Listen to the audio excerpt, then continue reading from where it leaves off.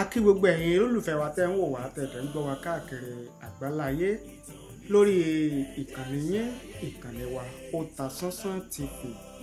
Ojú tẹ́ fi ń wò wá kò ní fọ́ o, etí tẹ́ fi ń gbọ́ wa kò ní di láṣẹ Èdùmàrè. Aburú ó kéré tóbi kò ní jẹ́ pé wa láṣẹ Èdùmàrè. Yorùbá ní ọwọ́ tó bá ṣẹ́gun sí ní jọbẹ̀rẹ̀, ọwọ́ wa báyìí láti gbàre ayé wa. Àní ṣàṣedànù, àní ṣàṣerí, àní ṣàṣejẹ lágbára àdẹ́dàá. Kí ni ohun tá a mú wá lórí ètò fún tèmi? Orí ètò Òye Ọ̀rọ̀ níbi tá a ti máa ń ṣe àtúpalẹ̀ àwọn ìṣẹ̀lẹ̀ ìròyìn tó ń ṣẹlẹ̀ káàkiri ilẹ̀ Yorùbá, orílẹ̀-èdè Nàìjíríà, ilẹ̀ Áfíríkà àti káàkiri àgbáláyé. Tẹ́yin ọ̀jọ̀gbọ́n, ẹ̀yin onímọ̀, ẹ̀yin olóye tẹ́sí bá ní fi làákàyè ṣe àtúpalẹ̀ rẹ̀, ṣe àgbéyẹ̀wò rẹ̀ gẹ́gẹ́ bí a bá ṣe mú wá nínú ìròyìn. Lénìí a mẹ́nubà àtúpalẹ̀ ọ̀rọ̀ nípa àbájáde ìdúnàdúrà ìpàdé àwọn òṣìṣẹ́ lórílẹ̀‐èdè Nàìjíríà pẹ̀lú ìjọba. Níbo ló yọrí sí? Ṣé ìjọba ti gbà láti san owó òṣìṣẹ́ tó kéré jù táwọn òṣìṣẹ́ ń béèrè fún? Èló ni ìjọba ní àwọn lágbára láti san fún àwọn òṣìṣẹ́ gẹ́gẹ́ bí owó òṣìṣẹ́ tó kéré jù lórílẹ̀‐èdè Nàìjíríà? Kí ni ìgbésẹ̀ tí àwọn òṣìṣẹ́ NLC àti TUC tí wọ́n láwọn fẹ́ gbé lọ́jọ́ Ajé Monday ọjọ́ 3 oṣù kẹfà ọdún 2024 tá a wà yìí? A mú ẹ̀kúnrẹ́rẹ́ àti àtúpalẹ̀ ọ̀rọ̀ lórí rẹ̀ a mú wá fún yín lórí ètò yìí lásàálẹ̀ ti tòní láṣẹ Èdùmàrè. Bákan náà nínú àtúpalẹ̀ ọ̀rọ̀, àtúpalẹ̀ ìṣẹ̀lẹ̀ tá a fẹ́ mú wá fún yín, a mẹ́nubà ọ̀rọ̀ emir, kò sí emir tó ń lọ ní ìlú Kano. Kí ni tuntun tí ó súyọ lónìí? Òní ọjọ́ Ẹtì Friday, ọjọ́ Jímọ̀, ọjọ́ 29 oṣù karùn-ún ọdún 2024. Ẹni tí í ṣe emir tí ìjọba ìpínlẹ̀ Kano tí wọ́n kéde wípé òun ni emir lọ́wọ́lọ́wọ́ báyìí nílùú Kano, ìyẹn Sanusi Lamido Sanusi, ọmọ léwájú ìrun Jímọ̀ fún àwọn mùsùlùmí nílùú Kano lénìí, ìyẹn ní mọ́sáàsì ńlá tó jẹ́ ti gbogbogbò fún ìlú Kano. Kí wá ní emir Sanusi kí ló sọ lórí mímbàrí lásìkò tó ń ṣe wàásù? A mú wá fún yín àtúpalẹ̀ ọ̀rọ̀ ohun tí emir Sanusi Lamido Sanusi ohun tó sọ gẹ́gẹ́ bí ìròyìn ṣe gbé, a mú wá fún yín. Bákan náà nínú àtúpalẹ̀ ọ̀rọ̀ wa lórí ètò lónìí, a mẹ́nubà ọ̀rọ̀ tí Rino Omokore, ọ̀rọ̀ tó sọ nípa ṣíṣe àmúlò orin àpilẹ̀kọ, orin ògo orílẹ̀-èdè Nàìjíríà lásìkò yìí. Kí ni arákùnrin yìí sọ? Kí ló wí? A mú wá fún yín, a sì ṣe àtúpalẹ̀ ọ̀rọ̀ lórí ohun tó sọ.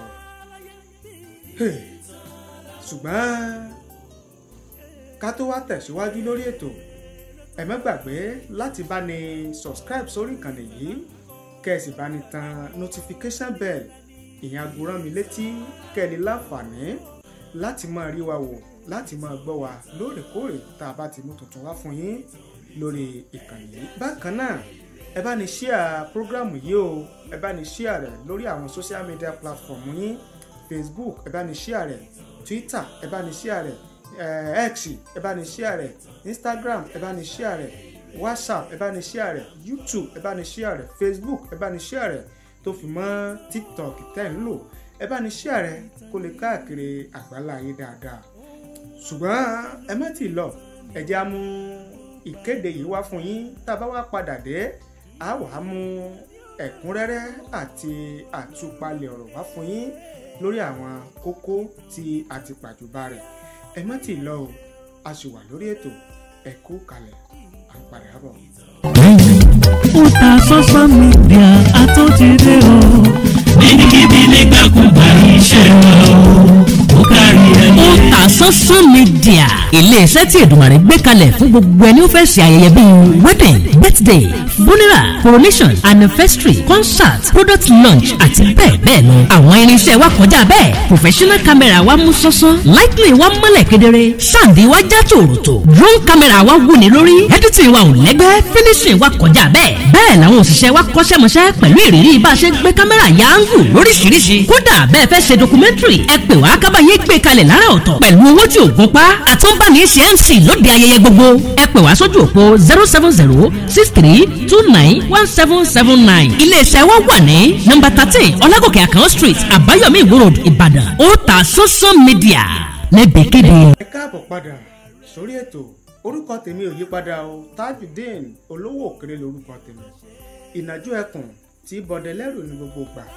Ẹ̀ṣọ́ kò yí ni mí, Ìkòyí ẹ̀ṣọ́ nílé bàbá tó bí mi lọ́mọ. Gẹ́gẹ́ bí a ṣe pàjùbà rẹ̀ ní ìbẹ̀rẹ̀ ètò, lára ohun tí aláfẹ́ mẹ́nubà òun náà ni ohun tí ó jẹ́ àbájáde ìpàdé tí àwọn òṣìṣẹ́ lórílẹ̀‐èdè Nàìjíríà TUC ní o, NLC ní o, ìpàdé tí wọ́n ṣe papọ̀ pẹ̀lú ìyẹn ìpàdé ìdúnàdúrà tí wọ́n ṣe pẹ̀lú àwọn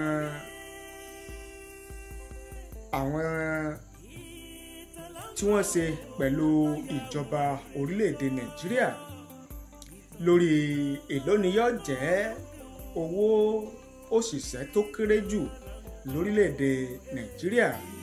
Wọ́n jókòó ìpàdé, ìyẹn ìpàdé ìdúnàdúrà, ṣùgbọ́n ìpàdé yẹn ó forí sánpọ́n o, torí pé ìjọba àpapọ̀ wọ́n ní àwọn ò lè lágbára láti san ju $1,060,000 ìyẹn 60,000 naira gẹ́gẹ́ bí owó òṣìṣẹ́ tó kéré jù táwọn ọmọ san lórílẹ̀‐èdè Nàìjíríà. Bẹ́ẹ̀ àwọn òṣìṣẹ́ wọ́n ní rárá o, páwọn ò lè gbà rárá, páwọn ò lè gba 60,000 naira gẹ́gẹ́ bí owó òṣìṣẹ́ tó kéré jù lórílẹ̀‐èdè Nàìjíríà. Wọ́n ní táwọn ọba kan tiẹ̀ wó ṣe pé àwọn gba 400 plus ìyẹn $400 náírà àti ó lé pé ni àwọn máa sọ̀rọ̀ nípa rẹ̀.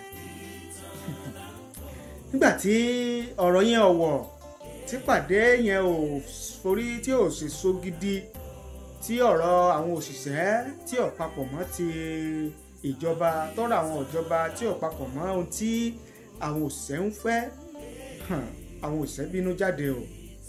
Wọ́n bínú jáde kúrò nínú ìpàdé yẹn, ṣùgbọ́n wọ́n wá bá àwọn oníròyìn sọ̀rọ̀. Wọ́n ní pẹ̀lú tí ń ṣẹlẹ̀ yìí, tí ìjọba orílẹ̀-èdè Nàìjíríà tí wọn ò bá gbọ́ tàwọn, tí wọn ò bá ṣetán láti ṣe tàwọn òṣìṣẹ́ ohun táwọn ń béèrè fún gẹ́gẹ́ bí owó òṣìṣẹ́ tó kéré jù lórílẹ̀-èdè Nàìjíríà, wípé àwọn ó gùn lé ìyanṣẹ́lódì káàkiri orílẹ̀-èdè Nàìjíríà bẹ̀rẹ̀ láti ọjọ́ Ajé Monday ọjọ́ 3 oṣù kẹfà ọdún tá a wà yìí, léyìí tí ó sì jẹ́ pé yóò kárí gbogbo orílẹ̀-èdè Nàìjíríà. Ìròyìn gbé, ìròyìn kọ́. Báwo wá ní ìròyìn ṣe gbé, báwo ni ìròyìn ṣe kọ́? Ẹ jẹ́ kí a mú àtúpalẹ̀ ọ̀rọ̀ wá fún yín gẹ́gẹ́ bí ìwé ìròyìn Punch gẹ́gẹ́ bí wọ́n ṣe gbé, gẹ́gẹ́ bí wọ́n ṣe kọ́ ìyẹn àbájáde ìpàdé tí àwọn òṣìṣẹ́ lórílẹ̀‐èdè Nàìjíríà tí wọ́n ṣe papọ̀ pẹ̀lú ìjọba lórí èló ni yó máa jẹ́ owó òṣìṣẹ́ tó kéré jù lórílẹ̀‐èdè Nàìjíríà. Members of the organized labour on Friday declare a nationwide indefinite strike over the federal government refusal to raise the proposed minimum wage of 60,000 naira. The president of the Nigerian Labour Congress, Joe Ajaero, disclosed this at an ongoing press conference in Labour House, Abuja. Ajaero said the strike will begin by midnight on Sunday, June 2, 2024. Earlier on Friday, talks on minimum wage between the federal government and organized labour hit a big wall when the government failed to shift ground on the 60,000 naira it proposed during the last meeting. Recall that the NLC and TUC had given a May 31, 2024 ultimatum on the new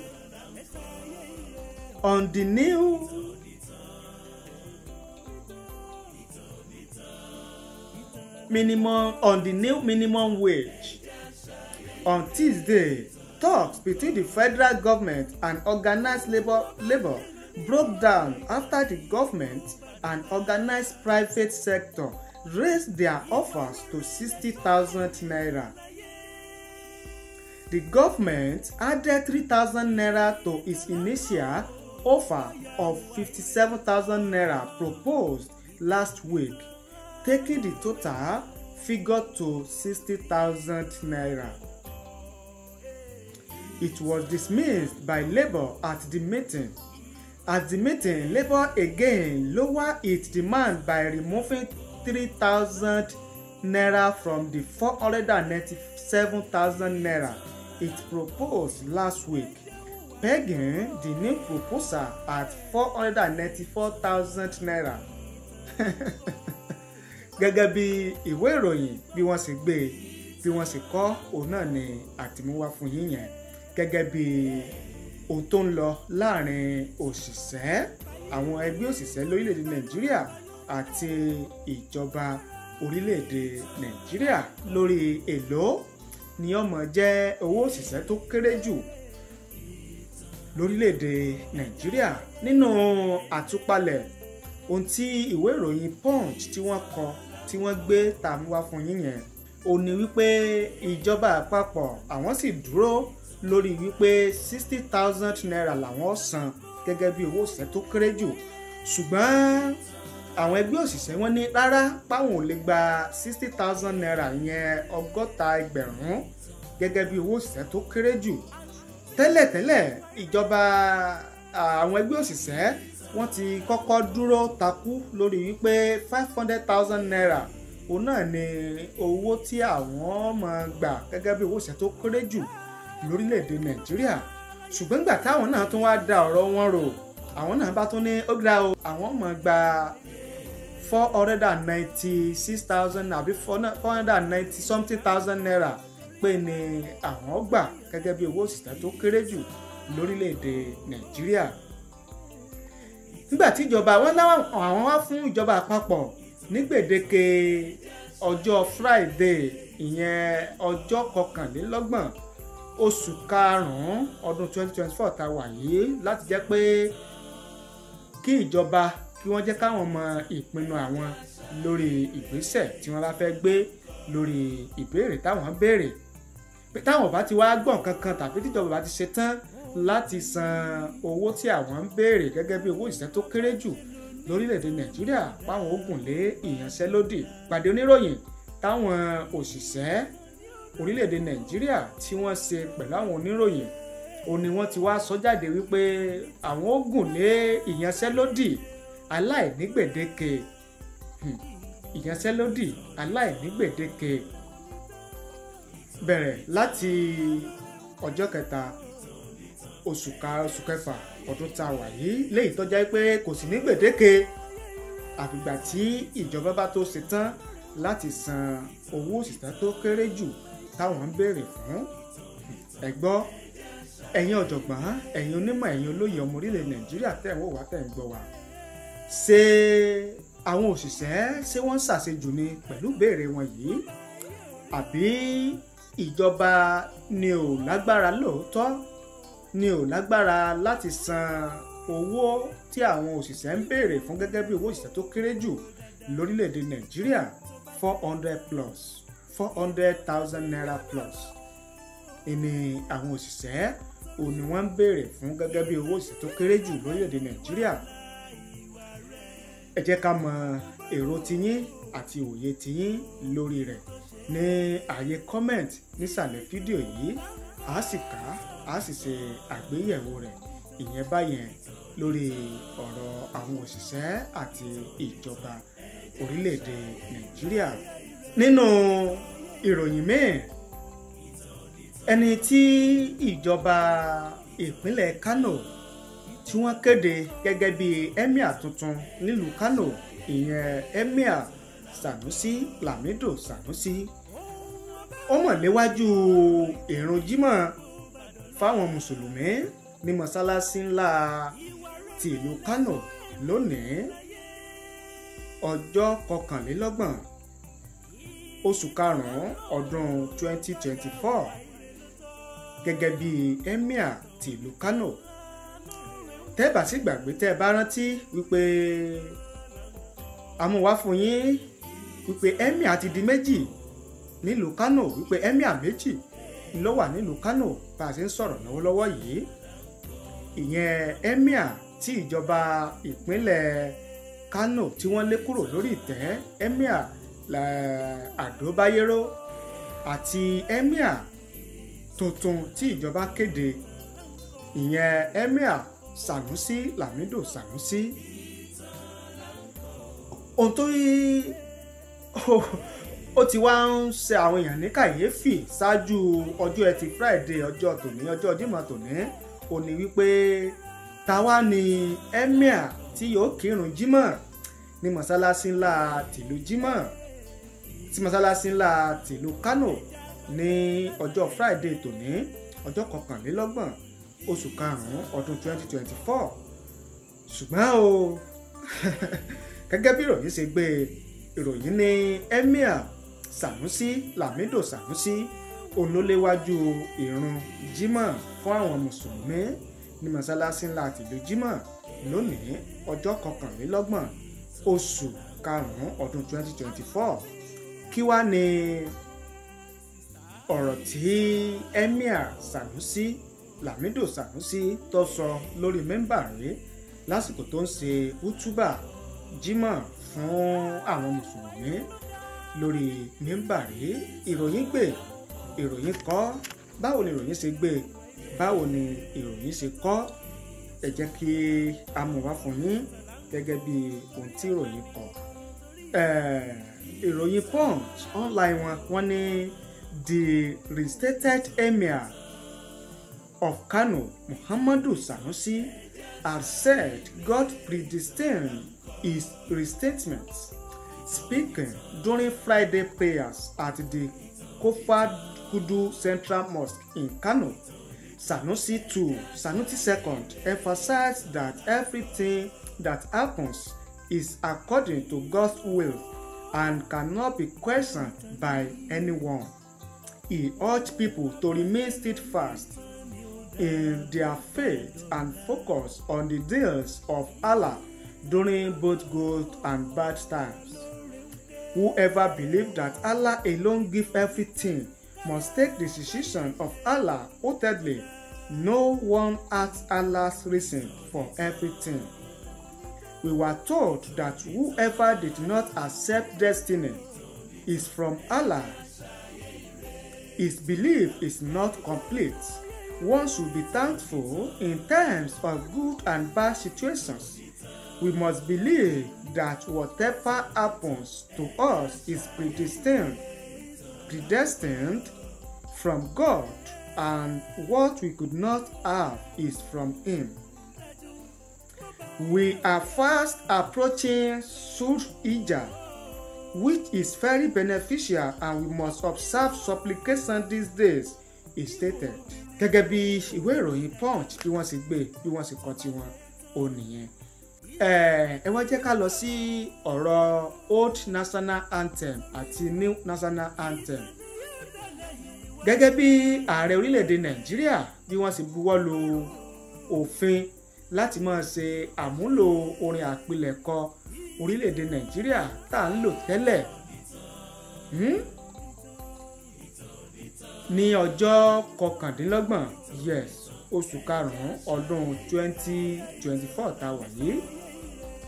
Ẹni tí í ṣe olùbádámọ̀ràn lórí ọ̀rọ̀ tó ń lọ nílùú lásìkò ìjọba Jonathan gẹ́gẹ́ bí ààrẹ nígbà náà, ìyẹn Rino Ọmọkọrẹ, ó ti sọ̀rọ̀ nípa ìgbésẹ̀ tí ìjọba orílẹ̀-èdè Nàìjíríà gbé, ìyẹn ìjọba Bọ́lá Ahmed Tinubu gẹ́gẹ́ bí ààrẹ orílẹ̀-èdè Nàìjíríà, ìgbésẹ̀ tí wọ́n gbé lórí bíbuwọ́lù ṣíṣe àmúlò orin àpilẹ̀kọ orin ògo orílẹ̀-èdè Nàìjíríà National Anthem tá a ti lò tipẹ́ láti bí ọdún 50 sẹ́yìn 46 years ago, wípé ká tún máa ṣe àmúlò rẹ̀ lásìkò yìí. Rino ó ní àṣìṣe ńlá ó ní bí ìjọba orílẹ̀-èdè Nàìjíríà ìjọba Ahmed Tinubu bó ṣe buwọ́ lu ìwé òfin yẹn láti máa ṣe àmúlò orin àpilẹ̀kọ tàtijọ́. Ó ní nínú àgbéyẹ̀wò àtúpalẹ̀ ọ̀rọ̀ ó lárí wípé àwọn òyìnbó aláwọ̀ funfun tí wọ́n kó wa lẹ́rú nígbà náà, àwọn òyìnbó aláwọ̀ funfun, àwọn ìjọba amúnisìn pé ni wọ́n ṣe àgbékalẹ̀ Old National Anthem yẹn tíjọba tó ní ká mọ̀ ṣàmúlò yìí. Ó wá ní àwọn ọmọ orílẹ̀-èdè Nàìjíríà, àwọn ọ̀dọ́ ọlọ́pọlọ pípé nígbà náà lọ́dún 1978 pé ni wọ́n ṣe àgbékalẹ̀ orin àpilẹ̀kọ National Anthem Arise Oko yìí tíjọba ní ká pàtì yìí. Ó wá ní bíjọba ṣe wá ní ká máa ṣe àmúlò orin àpilẹ̀kọ tó jẹ́ pé àwọn òyìnbó aláwọ̀ funfun ó ní wọ́n ṣe àgbékalẹ̀ fún wa, wípé ó dàbí wípé a tún fẹ́ dára wa padà sẹ́yìn, bí ìgbà pé a tún fẹ́ padà sóko ẹrú, bí ìgbà pé a ní àfojúsùn, bí ìgbà pé a ní ìran ọjọ́ rere ọjọ́ ọ̀la fórílẹ̀-èdè Nàìjíríà. Ó ní pípadà láti máa ṣe àmúlò orin àpilẹ̀kọ tàtijọ́ yẹn. Ọ̀rọ̀ pọ̀ tí Rino tó sọ nínú ọ̀rọ̀ rẹ̀, ṣùgbọ́n ìwé ìròyìn Punch wọ́n gbé wọ́n ṣe àtúpalẹ̀ rẹ̀ lédè Gẹ̀ẹ́sì. Ẹ wá jẹ́ ká mú wá fún yín bí ìwé ìròyìn Punch bí wọ́n ṣe gbé bí wọ́n ṣe kọ nínú ọ̀rọ̀ wọn. Wọ́n ní former aide to ex-president Goodluck Jonathan, Pastor Rino Ọmọkọrẹ, has condemned the signing into law the Old National Anthem. Vanguard had reported how President Bola Ahmed Tinubu had signed the National Anthem bill seeking to return the Old National Anthem Nigeria We Hail Thee into law. Reacting to it, the #1 best-selling author of fact and falsehood fiction faulted Tinubu's action, noting that his action looked like a step backward. Ọmọkọrẹ noted that Arise Oko National Anthem was written by a collective young Nigerians including John A. Ilechukwu, Eme Etem Apa, B.A. Ogunnaike, Sota Omaigo, and P.O. Aderibigbe in 1978. And the Old National Anthem, Nigeria We Hail Thee, was written by an English woman, Lillian Jean. Ọmọkọrẹ noted that Arise Oko National Anthem. Ọmọkọrẹ, he questioned the rationality behind Tinubu's action, advising him to refer back to Arise Oko National Anthem. His word, as I quote, If I look sad in the attached photo, it is for a reason. My heart is very heavy.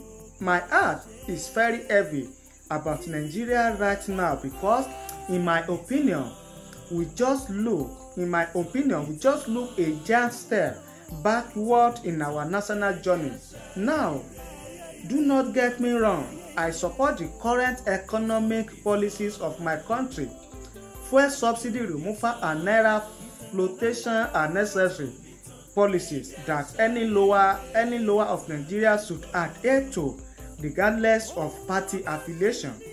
One of the most unnecessary acts of governance in Nigeria in recent times is the law returning the old national anthem. First of all, there was nothing wrong with the existing anthem. Secondly, with all of the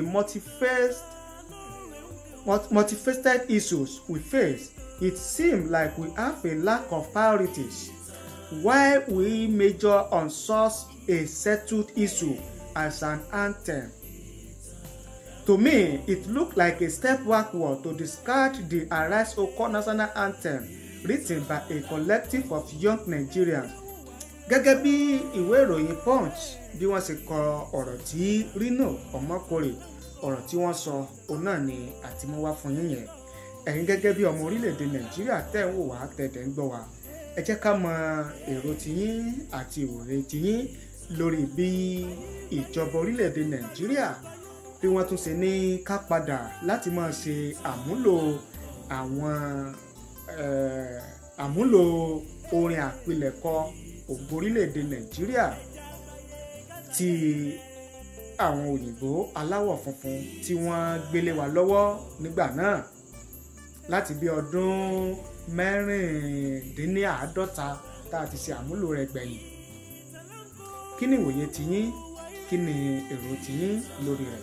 Ẹ fi ṣọwọ́ sí wa láàyè comment nísàlẹ̀ fídíò yìí, a kà á sì jọ gbé yẹ̀wò. Ibi náà ni a ti máa dánu dúró lórí ètò fún tèmi.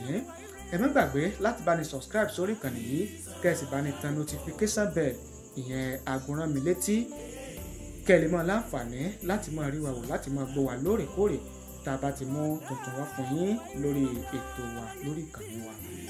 Ẹ má wá gbàgbé o láti bá ní share rẹ̀, ẹ bá ní share rẹ̀ lógúnlógún, ẹ bá ní share rẹ̀ lọ́gbọ̀nlọ́gbọ̀n lórí àwọn social media platform yín kó lè káàkiri àgbáláyé, kó lè rìn jìnnà dáadáa. Orúkọ tèmi ò yípadà, Tajudeen Olówó Òkèrè lórúkọ tèmi. Ìnàjú ẹkùn tí bọdẹ lẹ́rù ní gbogbo ìgbà. Ẹ̀ṣọ́ Ìkòyí ni mí, Ìkòyí ẹ̀ṣọ́ nílé bàbá tó bí mi lọ́mọ. Títí ọ̀la tátún pàdé lórí ètò Òye Ọ̀rọ̀ níkànnì Otasansan TV. Ojú tẹ́ fi ń wò mí kò ní fọ́, etí tẹ́ fi ń gbọ́ mi kò ní di láṣẹ Èdùmàrè. Ire àtayọ̀ kò ní tán níbi gbogbo wa. Ẹ ṣé, àdúpẹ́, àmọ̀rírì yín.